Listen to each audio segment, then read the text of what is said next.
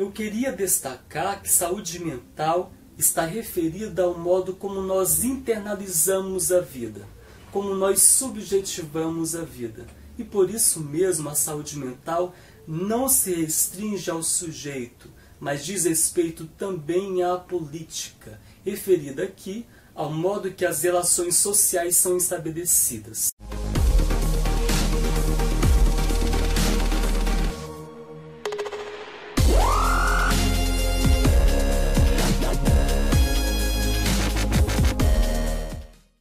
Eu sou Lucas Emanuel, sou psicanalista e trabalho como psicólogo educacional da UFSC do campus Curitibanos. Eu estou sentado em frente à câmera.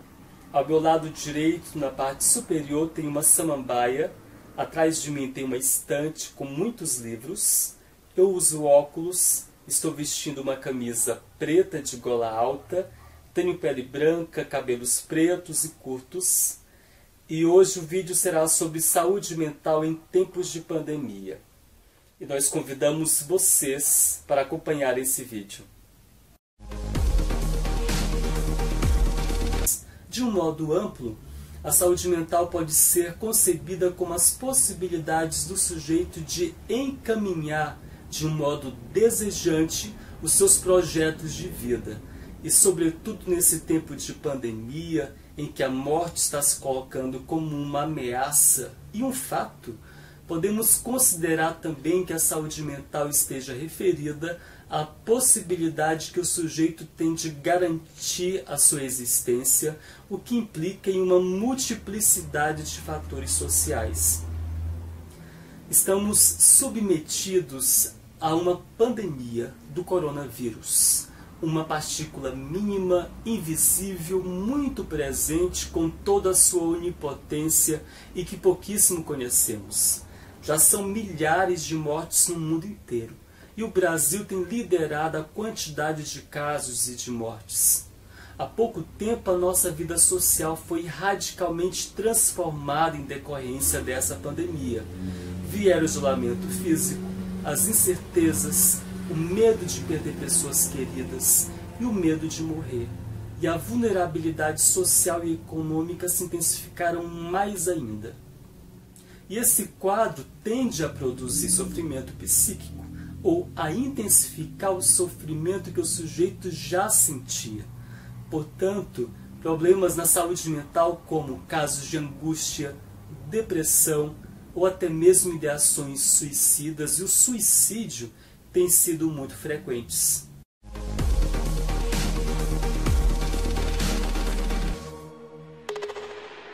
A realidade da pandemia, da ameaça do vírus, além das fake news, tem sido repetidas constantemente nas mídias. Além de tudo que estamos sentindo, esta fixação da possibilidade do contágio da doença, da perda, da morte, pode agravar mais ainda a situação, porque intensifica a ameaça psíquica do vírus, aumentando assim a angústia.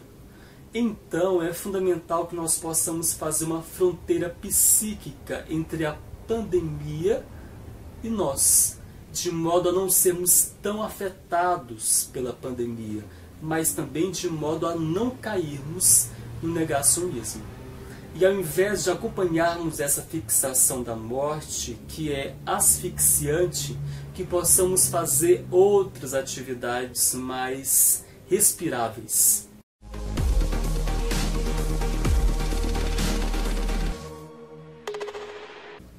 Esse pode ser um dos sintomas intensificados pelo contexto de pandemia. Comer excessivamente ou não é uma das respostas produzidas pelo sujeito frente à ansiedade que sente.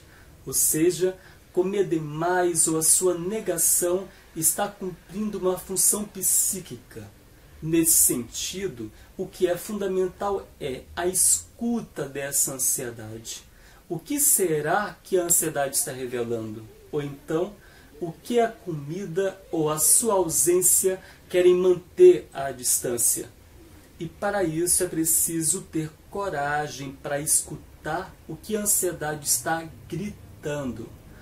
E se o caso for muito intenso, é importante buscar uma ajuda profissional. E essa é uma atitude mais interessante do que ficar tentando tamponar o sofrimento com o objeto comida, que pode dar um alívio momentâneo no sofrimento, mas depois volta e pode voltar com mais intensidade.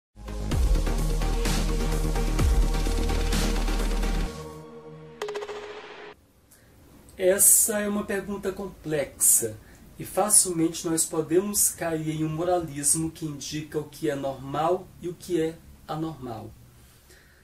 Mas eu suponho que no contexto de pandemia, hábitos saudáveis fazem referência a tudo aquilo que colabora para a vida, portanto, o que protege a nós e aos outros do vírus.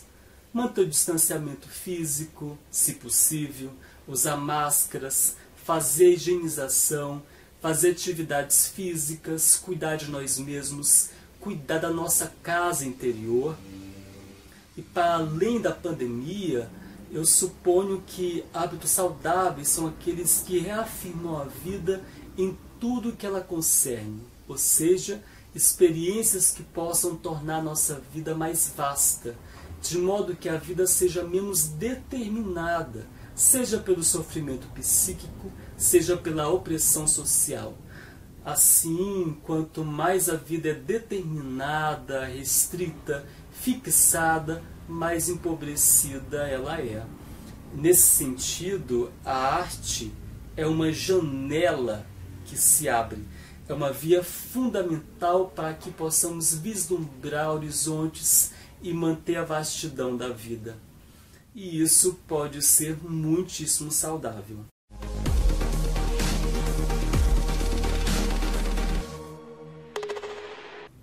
Compreendemos o fato de que em uma sociedade capitalista, neoliberal, em que o Estado se sustenta nas leis do mercado, nas quais o que importa é o lucro, se uma pessoa não é produtiva, a sua sobrevivência estará ameaçada. Imagine as pessoas que estão sem trabalho, as pessoas em situação de rua. Convido vocês para uma reflexão mais ampla sobre essa questão. O Brasil atualmente, no mundo, é o país mais atingido pelo coronavírus, em que nós perdemos mais de 80 mil pessoas. Acrescento a isso as mortes psíquicas, porque junto com essas pessoas que morreram, morreram simbolicamente os seus familiares, amigos. Em muitos casos, aqueles que ficaram não tiveram a possibilidade de fazer um velório, o qual tem um valor simbólico muito importante para a elaboração da perda, para a produção do luto. Além de toda essa devastação que o vírus tem causado, nós temos um vírus muito mais terrível, histórico e estrutural, um vírus político. Ou seja, a realidade está mostrando que muito mais que o vírus é o que nós fazemos com os efeitos do vírus. E o que fazemos com o vírus está na dimensão política, diz respeito a todos nós. Então, com todo esse contexto, como ser produtivo? Existe uma exigência capitalista e contemporânea de uma alta performance. E aí o sujeito que não alcança esse ritmo fabril de produção pode passar a ter um sentimento de culpa, o que pode, inclusive, desencadear em uma depressão, por exemplo. Eu penso que o não reconhecimento do sofrimento na pandemia torna o sofrimento maior ainda. É um sofrimento em dobro. E o incentivo para essa insensibilidade em relação ao contexto pandêmico, em relação ao nosso sofrimento, há milhares de pessoas que estão morrendo, estão sendo exterminadas, inclusive, está nos conduzindo mais ainda para o pior.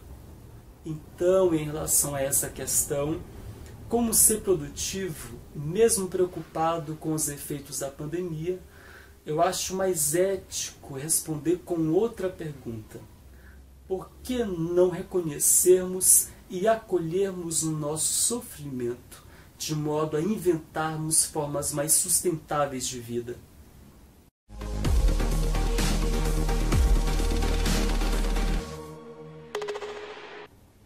Sentir medo é um anúncio de que existe um perigo objetivo, de modo que, frente a esse perigo, nós procuraríamos formas para evitá-lo, formas de nos proteger dessa ameaça que é real. No contexto de pandemia, o medo de ser contagiado pelo vírus, eu considero uma manifestação de lucidez para a conservação da nossa vida e da vida do outro. Nesse sentido, mudando um pouco a pergunta feita, como não ter medo de retornar ao ensino presencial, em que nós estaremos completamente suscetíveis ao contágio do vírus sem uma vacina? E assim me reponho a reflexão da questão anterior. Mais problemático que o vírus é o que nós fazemos diante dos efeitos do vírus, como, por exemplo, o negacionismo. Algumas pessoas sentem tanto medo que negam o que está acontecendo. Ou seja, o medo se manifesta aí como uma defesa frente a um perigo real. Contudo, parece que o que está sendo mais frequente é o negacionismo decorrente dos interesses econômicos e políticos, de modo que se reafirma o extermínio de vidas, especialmente as mais vulneráveis. E eu suponho que a pandemia do coronavírus e todos os seus efeitos nos colocarão mais ainda diante do poder da natureza, que está respondendo ao que nós estamos fazendo com ela. A pandemia está nos colocando diante da fragilidade do nosso corpo, da nossa finitude e do nosso desamparo, que é um fato que une a todos nós sem distinção, ainda que uns estejam mais amparados que outros. De qualquer modo, o desamparo caracteriza a nossa universalidade humana. E frente a esse desamparo, eu aposto e desejo, mas sem ilusões, que possamos ser mais solidários uns com os outros e que esse princípio possa reger a construção de um outro mundo possível e respirável. E certamente isso dará mais qualidade de vida para a saúde mental. E eu trago mais uma vez a arte, que é uma possibilidade de respiro em um mundo que já está irrespirável há muito tempo. Nesse isolamento, o que seria de nós sem a literatura, sem a poesia, sem a música, sem o cinema? E eu termino com um verso de Caetano Veloso, que nos presenteou com a pergunta das perguntas. Existirmos, a que será que se destina? Que esse verso possa ressoar nesse tempo de pandemia.